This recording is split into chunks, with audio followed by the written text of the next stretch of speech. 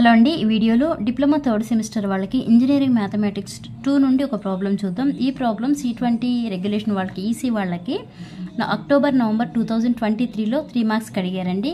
Evaluate integral secant square of log x by x into dx. Okay, first log ఎక్స్ని z అనుకోండి, జెడ్డో టీనో ఏదైనా పర్లేదు. Let log x equal to z. ఇప్పుడు డిఫరెన్షియేట్ చేయండి both sides with respect to x చేయండి.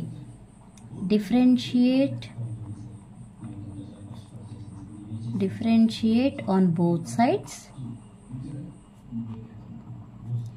With respect to x. అప్పుడు ఏమవుతుంది?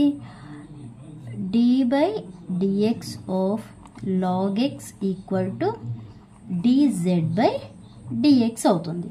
ఓకే, మనకి ఫార్ములా ఏంటండి? D by dx log x equal to formula 1/x. అంటే ఇప్పుడు ఈ ప్లేస్లో ఏం సబ్స్టిట్యూట్ చేయాలి? 1/x సబ్స్టిట్యూట్ చేయాలి. అంటే 1/x ఈక్వల్ టు ఇటువైపు ఏముంది?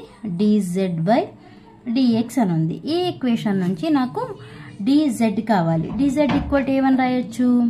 డిజెడ్ ఈక్వల్ టు ఇక్కడ బై డిఎక్స్ అని ఉంది కదా, ఇటు వెళ్ళేటప్పటికి ఏమవుతుంది? ఇంటూ ఎక్స్ అవుతుంది. అంటే 1/x ఇంటూ డిఎక్స్ అవుతుంది. ఒకసారి ఇచ్చిన ప్రాబ్లం నోట్ చేయండి. ఏమి ఇచ్చారండి? ఇచ్చిన ప్రాబ్లం మనకి integral secant square of log x by x into dx అని ఇచ్చారు కదా. Okay, integral secant square of log x ప్లేస్లో ఏం సబ్స్టిట్యూట్ చేయొచ్చు? జెడ్ సబ్స్టిట్యూట్ చేయొచ్చు కదా. Z by x into dx.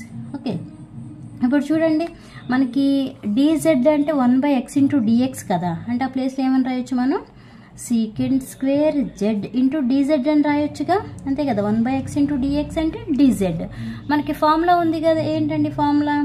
Integral secant square z into dz formula tan z plus c. Same ఇక్కడ ఆ ఫార్ములాని సబ్స్టిట్యూట్ చేయండి.